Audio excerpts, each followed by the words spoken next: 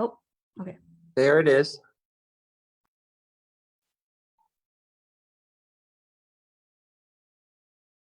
Is it a go?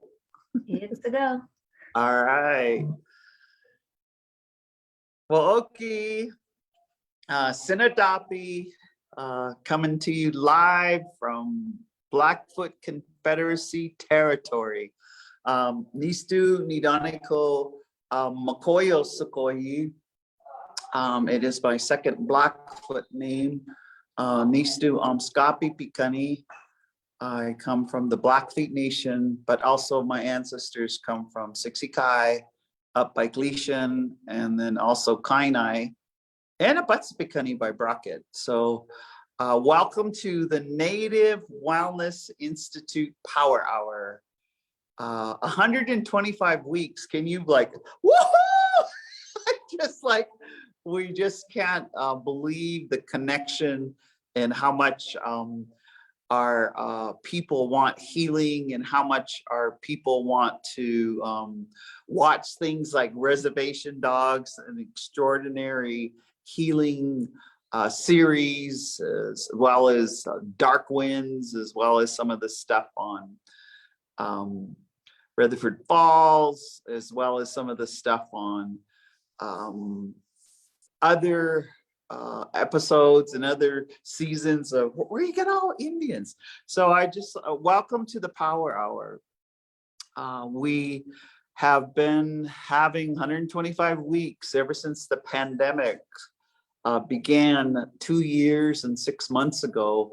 And you know, it's amazing. Our people are so resilient. Our people are so ready to socialize and to have ceremonies and to return to even having memorials for those that we lost, and we're just abounding in healing. So welcome to the Power Hour.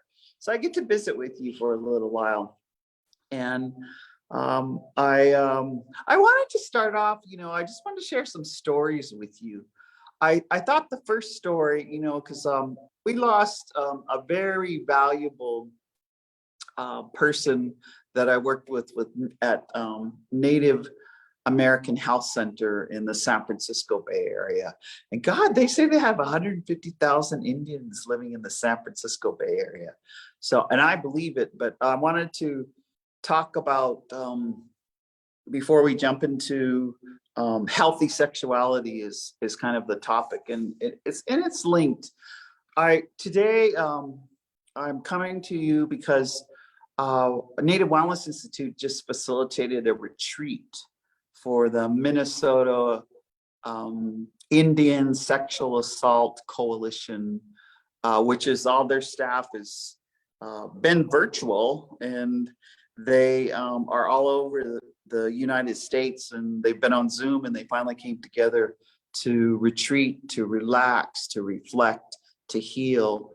And so I just flew home last night. And I'm wearing the same shirt I had on yesterday because my luggage was lost, eh? So I wanted to, so I was just laughing because there was, I had another healing shirt in my truck. And so, you know how Indians are, like, you know, some people really wear bikinis, but an Indian bikini is like a t-shirt and shorts, or a t-shirt and your underwear. So I got up this morning like I always do, said my prayers, and I needed to work out. So I put on my good Indian bikini, you know, my t-shirt, my underwear, and I went in the pool and did some laps. And then I was in the hot tub, and I was just sitting there thinking, dang, you know how our people are? We're just like Indians no matter where we I mean, we're just bring out that Indian bikini. And then, so the story I wanted to start with has to do with the person that we lost during the pandemic, and her name was Janet King, and I'm wearing her button, and it says, I just love it, "End white supremacy." And Janet was, we worked together for about 25 years. we did a lot of sisterhood talking circles. We used to work in the Richmond clinic, and I still do work in these clinics, but virtual. The San Francisco clinic, the Oakland clinic, and then we were doing some really good work with the UC Berkeley students, where the students wanted access to an elder to advise them with their careers, with their lives, and just how to embrace the culture and to bring culture into their life as they're finishing their degrees at UC Berkeley. So Janet King, and I call this the Janet King button. And I wanted to share that story with you today because I had brought it out, and I call it the Janet King button because the way that it became her button was we would always go out into Oakland, and Janet and I, we grew up in the hood, in the ghetto, of Oakland and of Berkeley. And so her and I always wanted to have Everett Jones ribs. It was like, we would be working real hard and she would say like, what do you want to eat? And I go, oh man, if I could, because I live in Montana now, if I could just have some ribs from Everett Jones. And so we were in Oakland, and I guess it would be called, the bad neighborhood where, things could go wrong, but I don't know, we just always just went there and nothing ever went wrong for us. But we were eating ribs, and in that, it's always BIPOC, Black, Indigenous, people of color. There was, because sometimes when Indians or darker complected people go somewhere, they always say, shoot, I was only raising in the rice. It was just white people. So here me and Janet were just enjoying ourselves, and we had our great meal, and she was going to take me back to my hotel, and we went outside of the store in the restaurant, and there was all of these African-American vendors that were just had beautiful stuff for sale. And there was an African-American man that had all these buttons, and he saw us and he goes, ooh, some real Indians. I mean, I don't know, they see braids or whatever. Ooh, real Indians. And he said, come here, sisters. And he said, we visited, and he goes, pick any of the buttons. He goes, no, let me pick a button for you. And I'll give it to you. So you don't even have to pay for it because we just want you to wear the buttons. And so he reached down and gave me an Angela Davis button. And I was just, wow, it was just so cool because it was a picture of Angela Davis, when she had her big afro, and it was just, she had that charisma of advocacy, and she had that charisma of talking about on colonizing, they're using different words. And so it was a button. So he's here, he gives me that. And then he looks at Janet, and Janet, Janet is an Indian sister, but she's a little light complected, and sometimes, they'll say, what color was that Indian? Well, they was high yellow. And anyway, he chose this button, and so he gave it to her, and he goes, sister, here's your button. And then Janet looked at it, and so I put my button on, and we were walking away by that time. We said, thank you, thank you, brother, for giving us these buttons.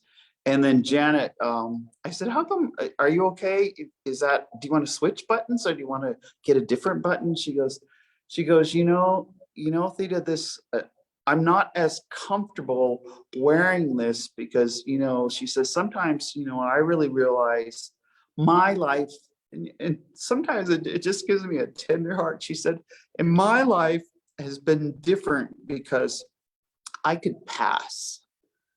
And what that means is, when you're light complected, and Janet had, beautiful blue eyes, and I just always just saw her as an Indian because she behaved like an Indian, she talked like an Indian, she acted like an Indian. And then she said, so I don't know if I'm ready to wear that button. And so, I looked at it, I go, man, this is a cool button and white supremacy. And so I asked her, I said, is it okay if I wear it? And then when you're ready to wear it, you could wear it. And it makes me cry because she said, yeah, I'd be more comfortable with that. So I always called the Janet King button. And I guess I'm crying because I really miss her. And I just miss what she stood for. And I know if she was alive, she would be watching Reservation Dogs. She'd probably be crying because she loved to laugh. She loved to crack up. And so I wanted to start with that story because I think I'm watching the episodes over, and I just see so much healing around the haves and the have-nots. And I just see, the characters I just love each character. And then so in our power hour today, I just wanted to share some story of how storytelling like Reservation Dogs with humor is just so powerful. It is just incredibly powerful. And that it gives us opportunity to dialogue. It gives us opportunity to check out things with each other. And in the show so far, I did watch one episode where the woman speaking, they were like looking at her like, and they said, well, where are you from? And she says, well, I'm Lakota, Oyate, and she speaks a little Lakota. And they go, but where do you live? And she says, well, I live in the Bay Area. And then I just thought, wow, because that's a healing issue. Is whether we live on the reservation or whether we live off the reservation. And I always say, I've lived half my life on the reservation, or a little less, more now because I moved back. And I always say, that's why I'm half off. Anyways, it's kind of my own little humor.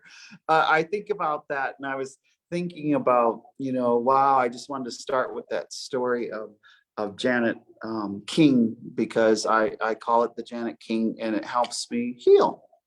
And I'm getting the tears because I miss her. We started at UC Berkeley together in 1970s, and we worked all the way up until her passing, right mid pandemic. And she didn't like the pandemic. She missed her talking circles. She missed her elders group. She just missed all of the socialization, the powwows, the ceremony. She missed the Red Lightning singing group that she was in.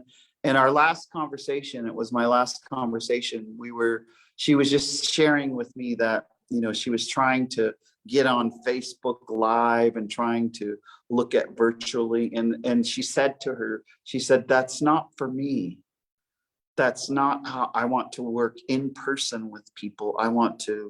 She was a slow indigenous activist that worked in process, and it wasn't working for her. And then, so when she left us, I always think, wow, what a beautiful, brilliant person that we lost.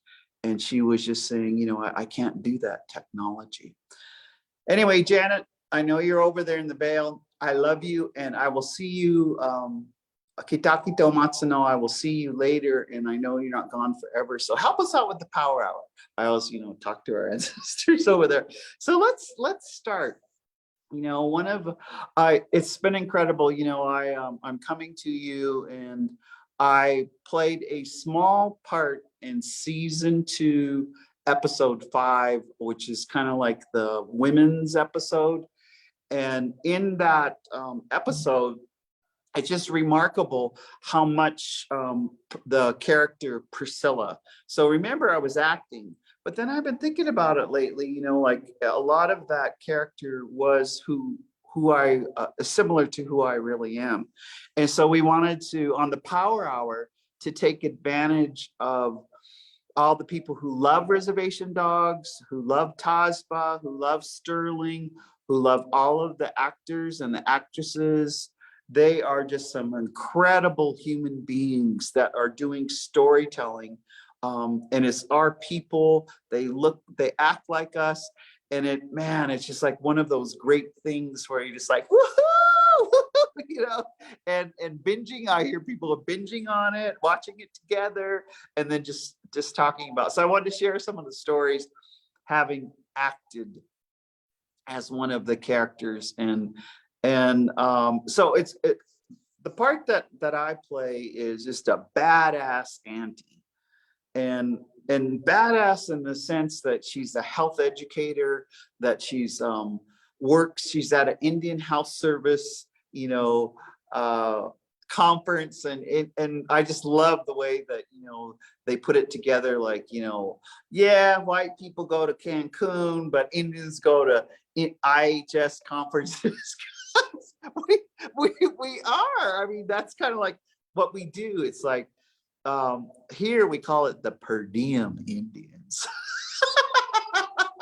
They'll say, oh yeah, they're one of the per diem Indians. And it's not in any way, it's a good thing, because a per diem Indian gets away from sometimes, which is a hard stress job, and gets to go on a vacation for a week and go to the conference and get per diem. They can bring some of their family. I mean, you could tell, like, a lot of times, like around here, might be in Billings, might be at Kentucky, might be in Missoula. They'll just be, they're having one of those Indian conferences. And then all you have to do is, in order to see if it's a real Indian conference, is go to the pool. Go to the pool. There's just all these brown bodies, all these kids, and grandma's watching them, just swimming in the pool. It's like, it's a real Indian conference when it's just full of little brown bodies swimming back and forth, and some soaking in the hot tub, teasing each other, that they're boiling meat. Like, just doing that. So there's that kind of gathering.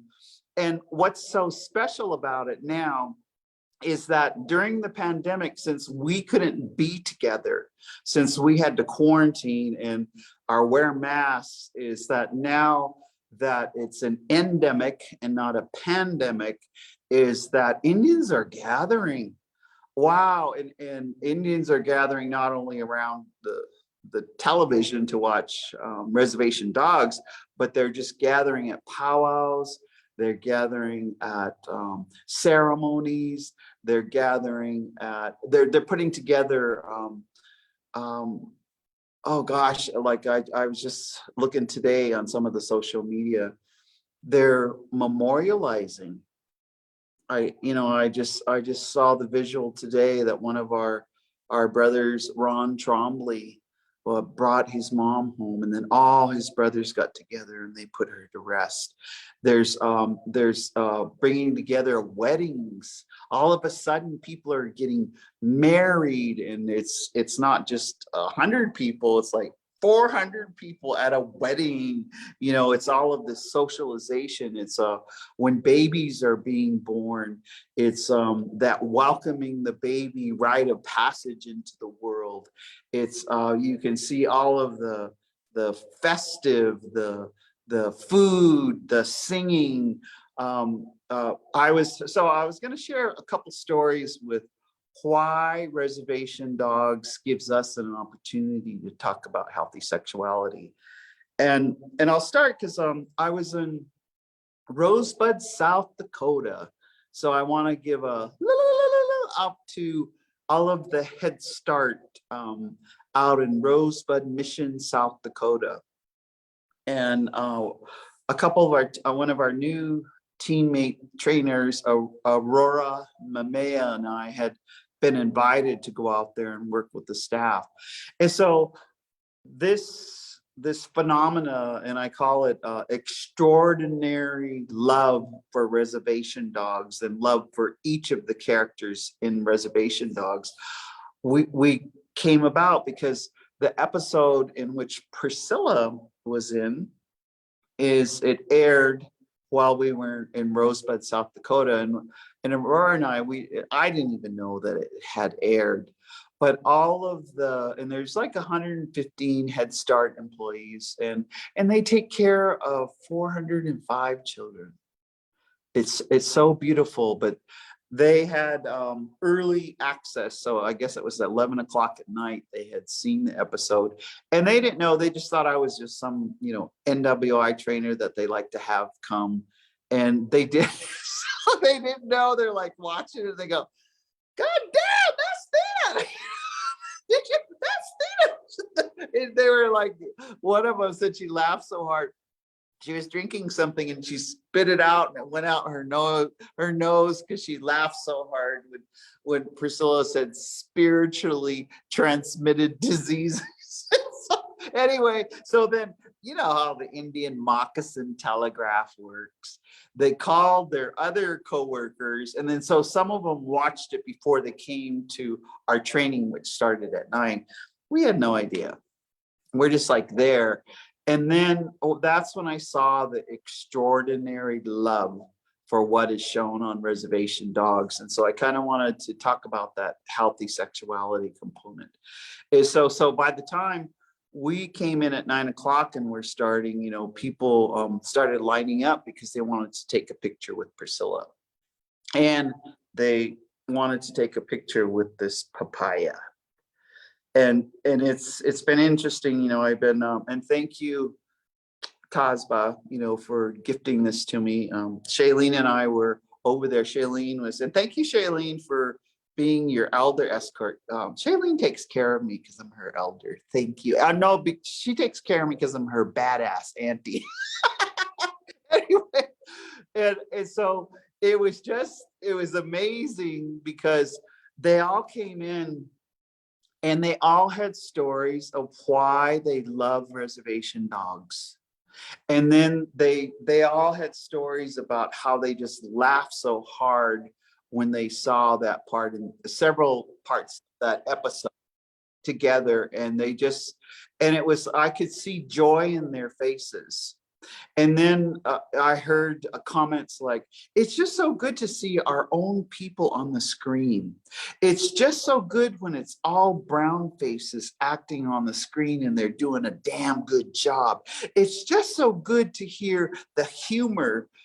You know, like they said, yeah, like that one girl that had the 21 name tags from snagging at the IHS conferences, you know. And then, is that healthy when you just go out and snag? And you know, I'd say if you are single, you're practicing.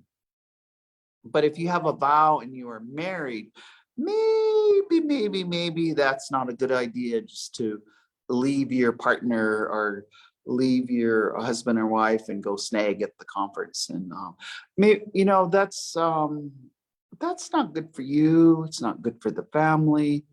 And it's immature.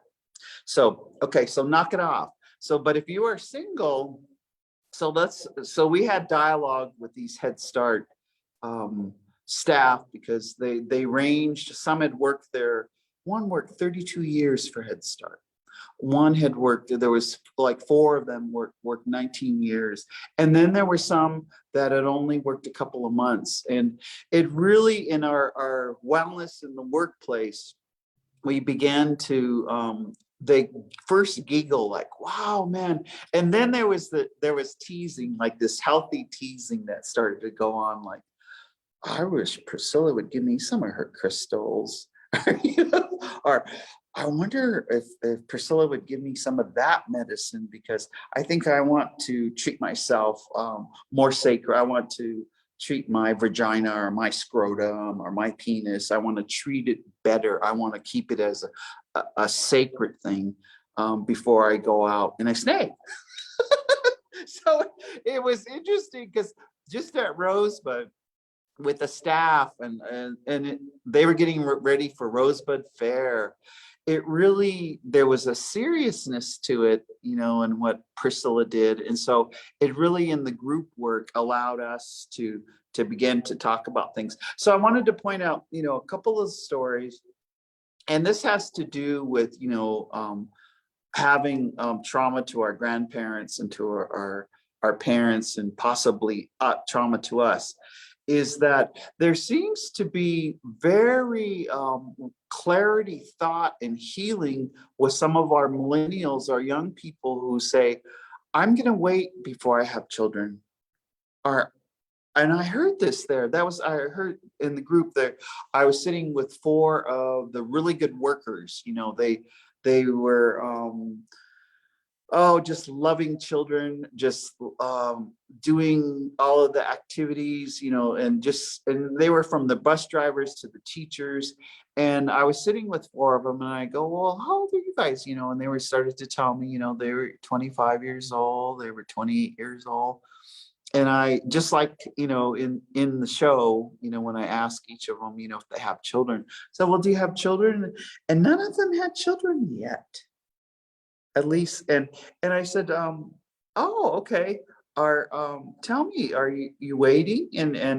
And there's a phenomena of healing, I'll just say, with some. So think about that healthy sexuality. So if you're out practicing and you're out having partners where you could get pregnant, that healthy sexuality and what kind of what access to not getting pregnant, the traditional way, or the other ways of not bearing a child. So I think that opened up a door, because and they were saying things like, I think I'll wait. Or they were saying really thoughtful things like, I haven't met the right person yet. I haven't met, who would be the other parent. And I really want my child to have two parents. So think about that, because that is what's happening over and over, is deciding to have a child when you have a partner or a husband or wife or someone who's going to be there to help you raise them. So that affects your healthy sexuality. But I just so that was and of course there's always the humor in the jokes. So I wanted to share that story with you. And then there was I think Tatanka Mean sent over one of our sisters. There were people who weren't even in the training who started to come over. And one of our sisters, I just loved her. And I'm not going to like name names, but she said, I want to come over. And I came over because I want to take a picture with Priscilla. And I go, oh, really? And she said, and yes. And then my brother told me that if I was going to meet Priscilla, that I had to have my ribbon skirt on and I had to have beaded moccasins. And I just went, whoa, Priscilla has a lot of power. So she said, I just finished this fully beaded pair of moccasins because I'm going to dance at Rosebud Fair. I'm going to dance. And she said, and I just sewed this ribbon skirt. So I thought I would come over. And so, I just loved her. So I said, oh, so, me being the badass auntie, I go, go in the bathroom and fix your hair better. Like, go in the bathroom. You got your ribbon skirt on. You got your beaded moccasins. Go in the bathroom and fix your hair a little bit better. So she went in and fixed her hair. And then we came back and we posed. And she just hugged me. And that's the other thing, is that like people want a badass auntie. and she just like hugged me so long and so tight. And she said, you don't know what you represent. She said, you just represent an auntie that has found her voice, an auntie that can just, yes, give you a crystal dildo or give you medicine to take better care of yourself. She said, you don't know what that represents to me. And so she just held me and hugged me so tight. And then the next person comes up, and it was a young couple, and they had tears. And they wanted to take a picture with Priscilla. And they wanted an individual picture, and then they wanted a picture as a couple. So, I'm just not like taking pictures. I start asking them questions like, how long have you guys been dating or seeing each other? And it hadn't been that long. It was a few months. And then just automatically, like the persona of myself or Priscilla, the female just says, I need to trust more. And then the man says to her, well, I want to be trustworthy. I mean, like, we start like having this little session before we're going to pose for the picture. And when they both had tears after they were talking about that they wanted things to be better, that they wanted to express their love for each other. in a good way, not in a toxic way, that they wanted to honor each other in love, and that they wanted, and you could tell, you tell when the chemistry's there. I mean, they just like, they look at each other like, oh, that in love look. And so they were the next ones that wanted a picture. But again, when we were parting, they hugged, and they were hugging Auntie Priscilla. They were, and both of them, because he was a much bigger person, and they both just hugged so hard, and they were just hugging me. And I wanted to share that with you because they wanted to hug someone that they could trust, someone that they could talk to, someone they could confide in. And for that moment in time, they had found it, and they wanted to take a picture with what was portrayed on Reservation Dogs. And so, and then there were many, many more. And then finally, we took a giant group picture, and I just wanted to, so that's Reservation Dogs. You don't know how much you're helping our people. You don't know how brilliant you are. You don't know just how it is just an extraordinary time to see our people directing, acting, and providing our stories in a way that is just grasped and just loved. And so I wanted to, and I guess these are crying for happy. They're crying for happy because there was many more stories at Rosebud. And so the next, so then, we get to fly home. And so I just like fly to Great Falls, Montana. And the way it goes here, like with everybody who, when they come home, they go to Walmart. Where else do we go? I mean, anyway, I go to Walmart, and there's 4 other people, 2 I hadn't seen in years. And as soon as they see me, they go, oh, can I take a picture with you? And so then I get to hear their story. And then there's that hug again. We get to take the picture. And then, by that time, there's like a lot of joking. I said, yeah, check this out. Anyone has a beaded clitoris? How cool is that? I mean, it's a papaya. And then, then they tell me their story, like they're talking to Auntie Priscilla. And then we get to hug, and there's healing. And I just went, whoa, this is extraordinary. Wow, this is extraordinary. And it's not about me. It's about what that show represents, and how we want a badass auntie, or we want to know in humor, and we can laugh about that, and spit out our drink through our nose because we're laughing so hard because it's so true. So the next story I wanted to share with you is then we had planned Native Wellness Institute. And Native Wellness Institute, we have best practices. We have many types of training: wellness in the workplace, healthy relationships. We have men's healing, women's healing, all of that kind of stuff. But we had been asked by the Eastern Shoshone, and it's Shoshone and Arapaho Eastern Shoshone Recovery Program, to help with the 4-day GONA.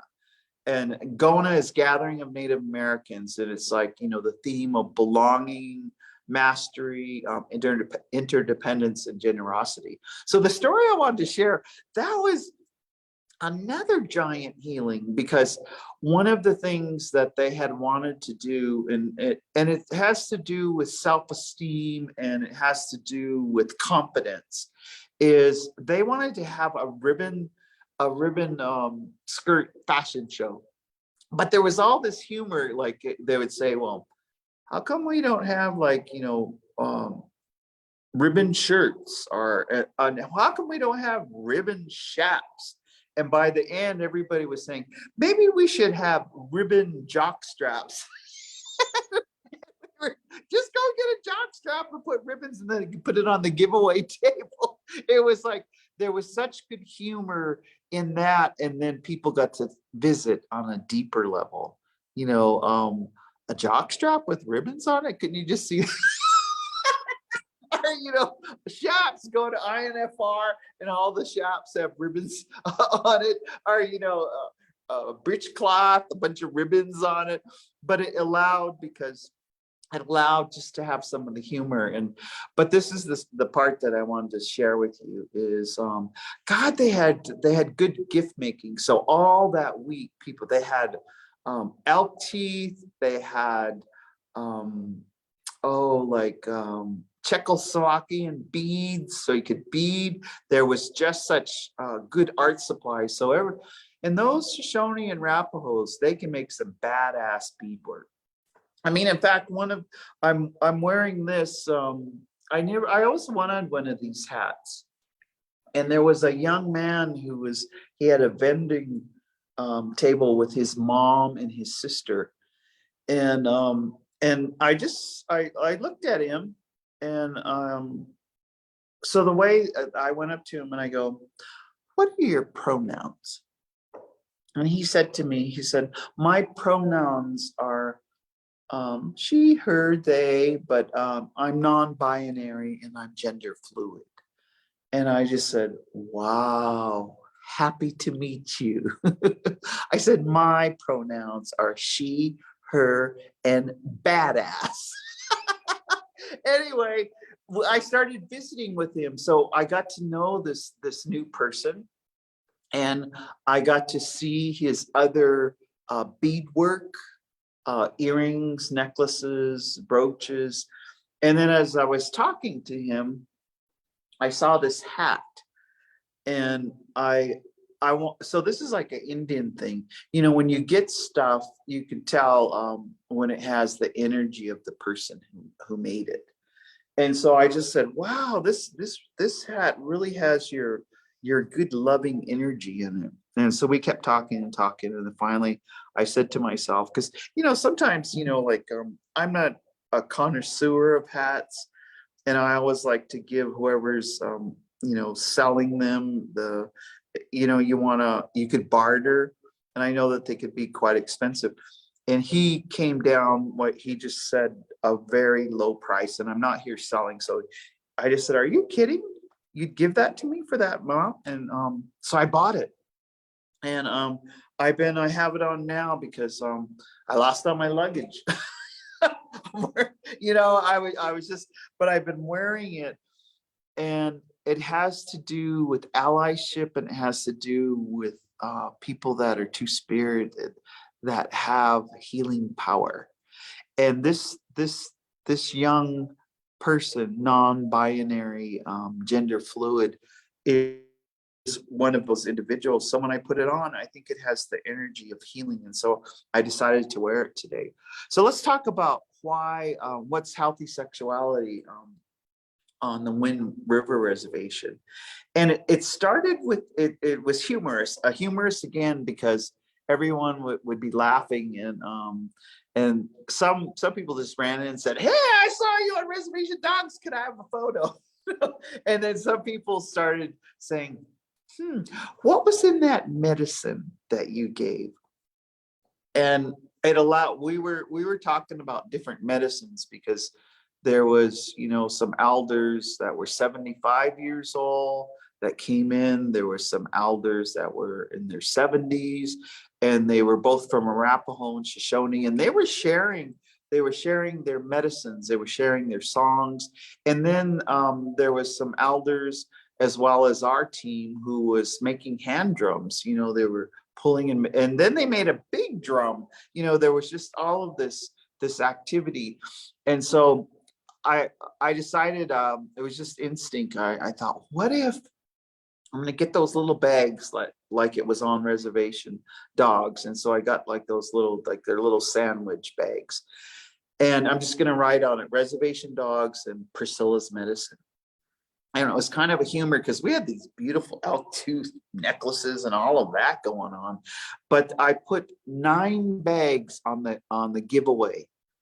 And when it came time for the giveaway, like you have your photos, we had professional portrait photographers there, and they took pictures, and then you get to hear the good things that are said about you and positive affirmations. And then you also get to pick a gift. Right off the bat, everyone just grabbed that bag of Priscilla medicine.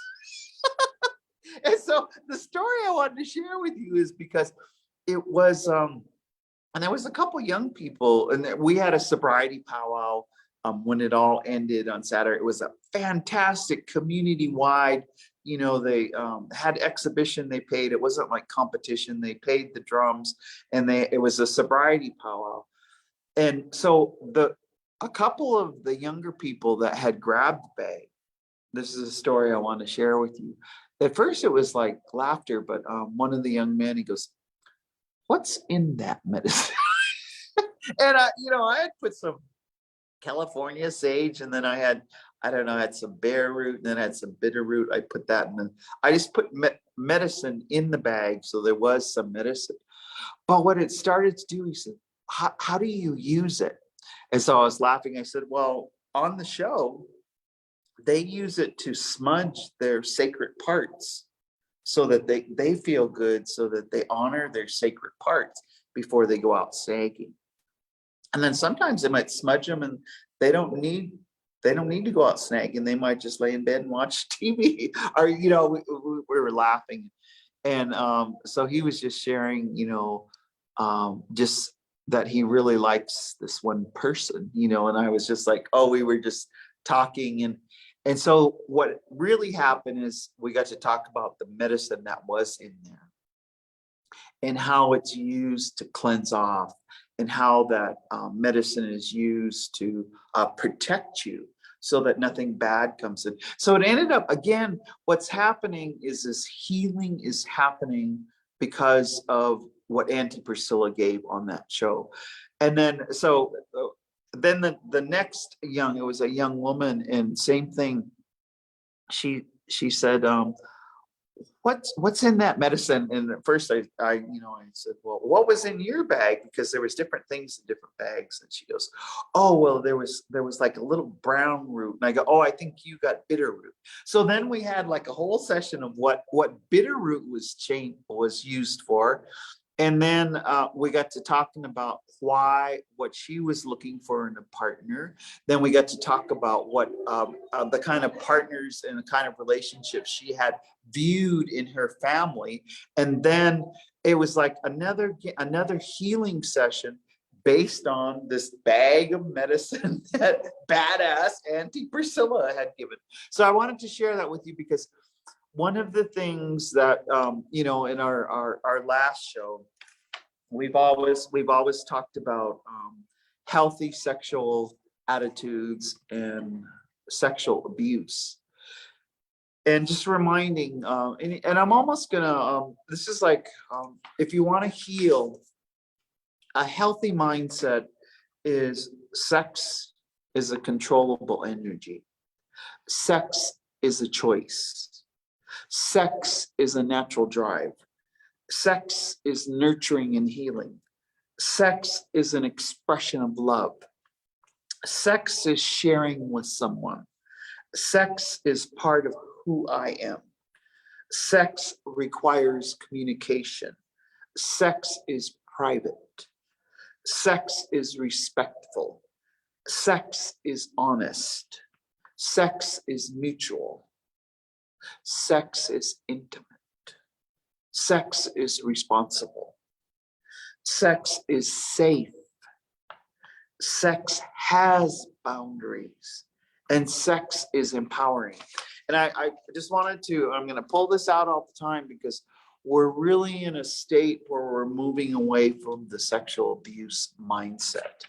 And that's what Auntie Priscilla personifies in Reservation Dogs. And that's what people are seeking, is health and wellness in their sexual being, and also doing healing of stories within their families of historical trauma, some trauma, but at the same time, the historical resiliency, the historical wisdom that comes to them.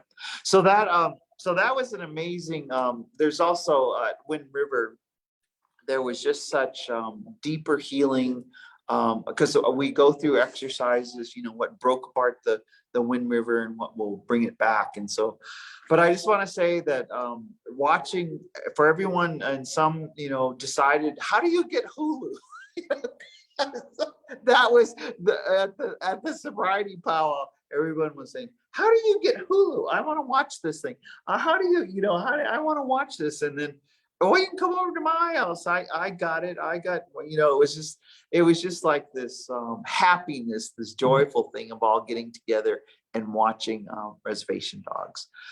So the other story I wanted to share with you is after the Wind River, myself and Jolene Joseph, we were invited by the Minnesota Indian Sexual Assault Coalition, which has been in existence, for over 20 years. And so one of the things that, will be, you have to look at the history of when there's been phenomena like, and I don't know, those of you can Google Virginia monologues. That was a great liberating force that went across our nation, where everyone talked about vaginas.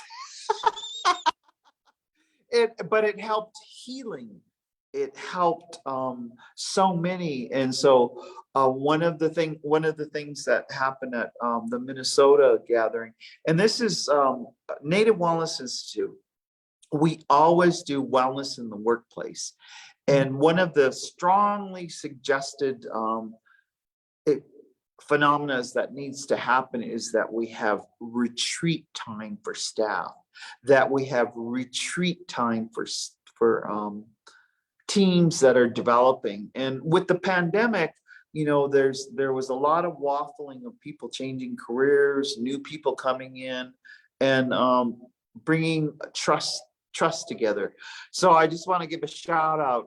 We witnessed, because Minnesota Indian Sexual Assault Coalition they had, before the pandemic, they had received some foundational money in which it was to give them an opportunity, because of so much intensity of their work, that they go retreat, and they never got to go retreat. So, and then the thing was, this is like, and for you, some of you, if you've just been on Zoom, are you just starting to do it in person like the rest of us? All of the staff had done everything on Zoom. They were just getting together. And so they had this pot of money, and it was just so beautiful what they collectively wanted to go somewhere they had never gone before. Sounds like, go where you're never gone before. Right? Not like Hawaii, or not like Las Vegas. Like, God, there's other places besides Las Vegas. And so they had sought out, and they found this mansion on Myrtle Beach on the Atlantic Ocean, this giant mansion. And I don't know if it had 17 or 19 rooms, and they all had their own bathroom. I mean, it was like, so they brought their staff there. And then the beauty of it is, like, they had a couple staff members who had never been to the ocean. And they brought them together. And so Jolene and I, we got the honor to facilitate some of the retreat for a couple of days. And again, Reservation Dogs, because there was some badass reservation, South Dakota. There was a Mohawk who works on the Canadian side. There was, of course, all of the Minnesota tribes, Leech Lake, all of the sovereign nations that you have in Minnesota. And so when they all got together, a couple of them had never watched Reservation Dogs. And then there were some like, oh, I saw, we didn't know you were going to be here. Yeah. And Jolene, the Power Hour Divas, you're here. And it was just so beautiful, because that we just didn't know we'd get to see you in person. And then, we brought it back down to the healing of it. And there was a lot of dialogue with what healing reservation dogs brings, like issues of the have and the have-nots, issues of poverty, issues of males, like some of the scenes where the males try to outpray each other. Like I love the one scene where, well, creator, and then, well, creator, and and that kind of all the stuff that we can just have humor around. And so we had done a lot of trust building exercises. And so one of the trust building that was spontaneous is the two women that hadn't been in the ocean before, because this has to do with the power of water, is we wanted to take them out there, and we lit a smudge. We had made a spirit plate from our food. We all stood in a circle, and we wanted it to be a ceremony. So we all held hands. So we took the hands of the sisters who had not been or seen the ocean, and we all held hands. So we said prayers, songs were sang. One person did smoke their pipe and say prayers. And then we all held hands, and we gently, slowly walked our two sisters into the ocean all together. And it was, and I want to say that it came because of reservation dogs. We were just having all this dialogue, and we went in and we prayed in the water, and others had, brought tobacco, pastaskan, asema, all of the, and we talked about what in our language, how we said tobacco. And then we started talking in our language, what we called our vagina. And then, there was what we said in our language about how we call a penis. There was just a sisterhood talk without judgment. And then in the water, prayers were said. And then some just dove in and started swimming around. And, it was just a beautiful ceremony. And then we had done a couple of talking circles. And in the talking circles, that's where the trust building is, where we get to say, how was it in the pandemic? What did we come through? Where were we coming from? And the sisters, they were talking about, domestic violence, catapulting, 4, 5, 6 times more in the pandemic, and all of the other acts of violence. So they got to vent, to say because that's what they were faced with. But then we got down to another talking circle, because we had used, you can use a feather. Sometimes, you can just, this was one of, I'm just holding this because they gave me this sweetgrass, and oh God, that smells good. You could pass something like that around. And so one of, and this is just a badass Auntie thinking, when we had gone there, I know when we're doing healing around healthy sexuality, sometimes, just as in the show, there was crystal dildos. So we were laughing because everyone was just laughing. And I won't, if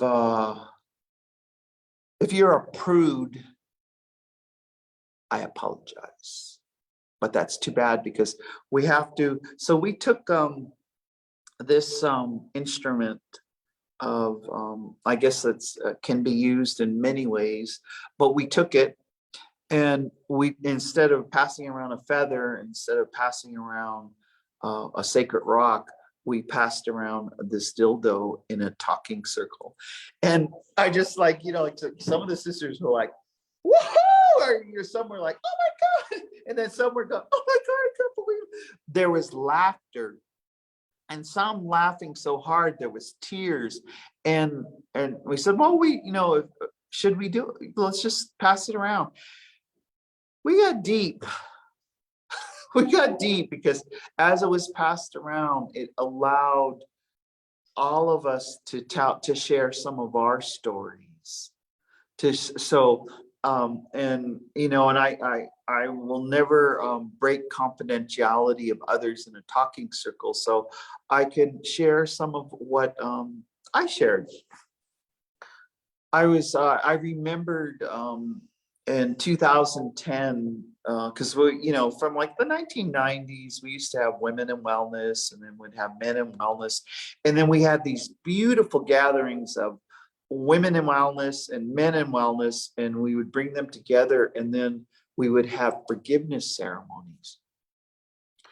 And then so in 2010, we had men in wellness and we had women in wellness, and at that particular event, and Cecilia Fire Thunder and some of our other team, they go, hey, let's have different door prizes, raffle prizes, because raffles and Indians. Oh my God. I mean, like raffles and Indians, it's just like, what's it, you got that ticket. What's the number? It's like all of a sudden, okay, raffle time. And everybody gets real serious. Where's that raffle ticket? I didn't get a raffle ticket. Give me a raffle ticket.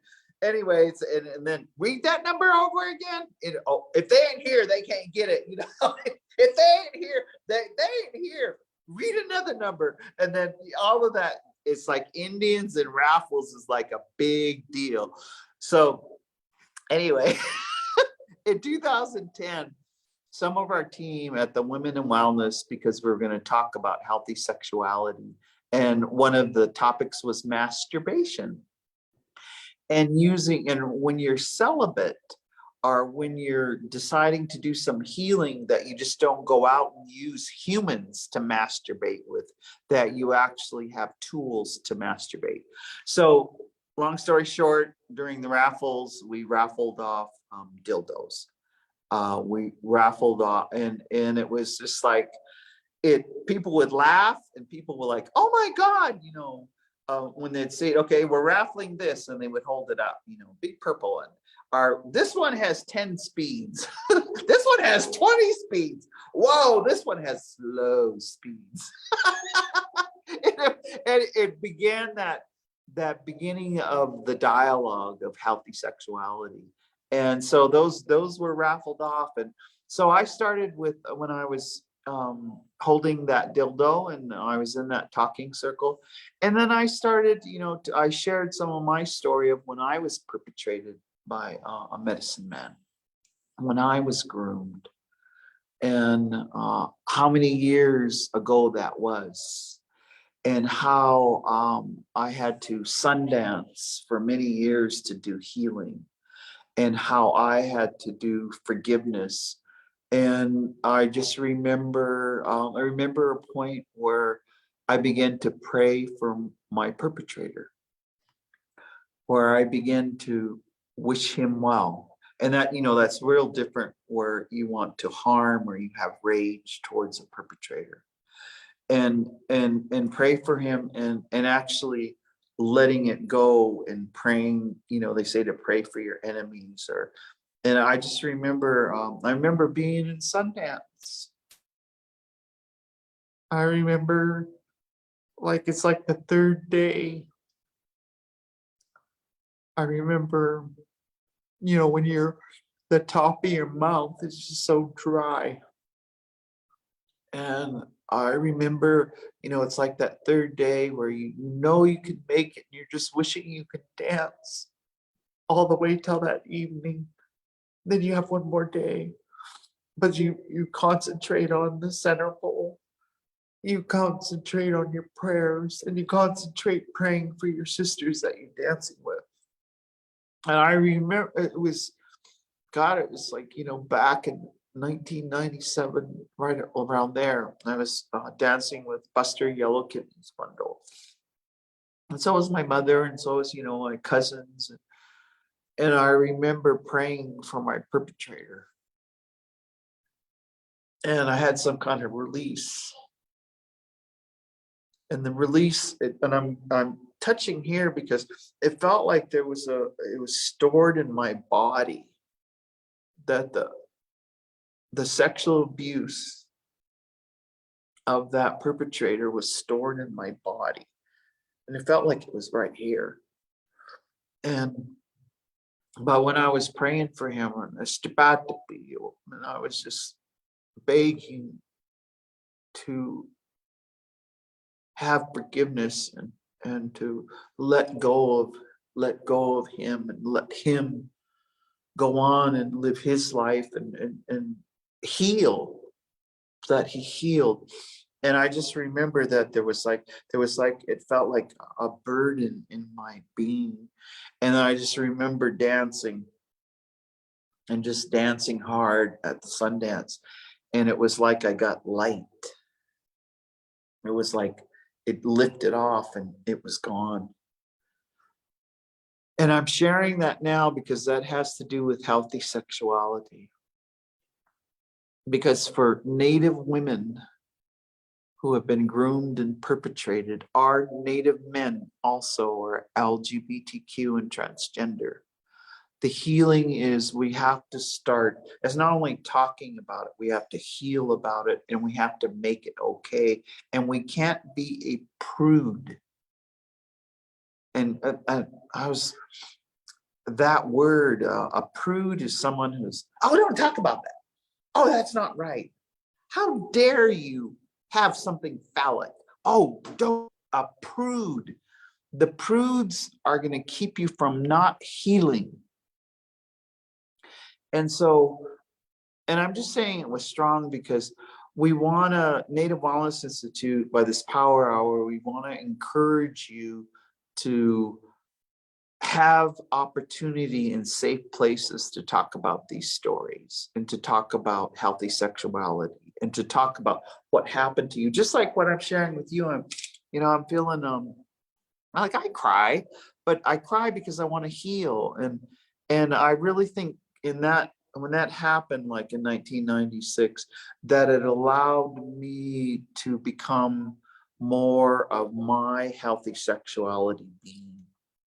And because at the same time, I was doing health education with, over the years on how to put the condom on the penis, how, would use bananas, how to, why and what is safe sex, how, and again, I'll just, in 1995, 96, the same era, I remember on Rocky Boy Reservation, Teresa Tindoy, and Teresa was in our groups, and Teresa, bless her soul, we lost her this last year.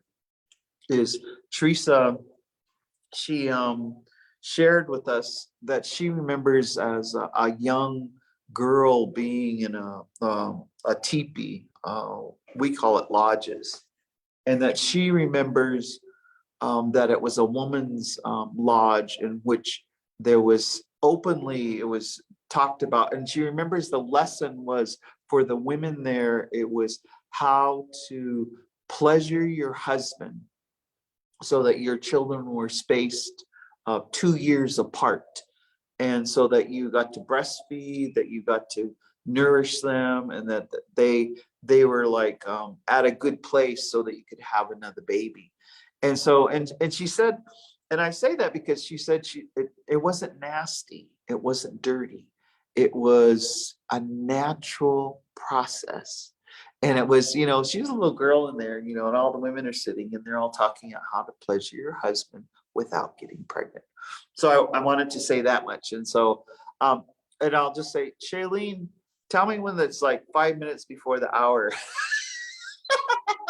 Because It's 6 minutes after the hour.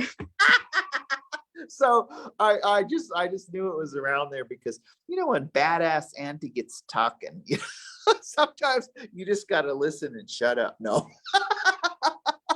So with that, we'll Native Wellness Institute, we're here every Wednesday, and we want to invite you. You can go to YouTube, and on YouTube, just put in Native Wellness Institute. We have over 400 power hours that help you heal. And so we're going to close down now, and we're going to, I'm just going to offer a prayer in closing. And thank you for hanging in there. It was a little bit more power, hour and 10 minutes. So I'm just going to just say a little prayer, and I hope that we contributed to your thinking about your own being and your own healthy sexuality. So, Hyostat, Hyoninda, Hyonapi Natusi, Hyawakita Biwa. Mr. Batapi, Nagakimok, Nagaspumukit. We just ask you, with all of our followers to the Power Hour, all of our people, all of our tribes, all of those who watch Reservation Dogs or watch our people on screen. We ask special prayers that they live a long, healthy life and that they prosper and there's abundance. We ask special prayers for Shasheen Littlefeather, who on this Saturday will be apologized from the Academy Awards of Motion Pictures. We ask special prayers for all of our children that have just been born, that they go into a brand new world where they thrive. It's their birthright to thrive and have joy. We ask that for the next 10 generations that our people heal. We ask that we grab all of the 10 generation back knowledge of our ancestors and we bring it into the present. We bring it into our mind, body, and spirit that we can heal with it. Mr. Batapi, we're just before you. We just humbly ask that you give everyone who sees this, that you give all of our families, that you give all of our nations a boost of healing and reality. And so I'm going to, Anya, and Anya does not mean onions, it means Anya. I'm just going to kind of be done and we'll end with a prayer. And thank you, Shailene. You should have said Theda. So with that, we're going to end this Wellness Wednesday Power Hour, and we thank you very much, and we'll see you next Wednesday.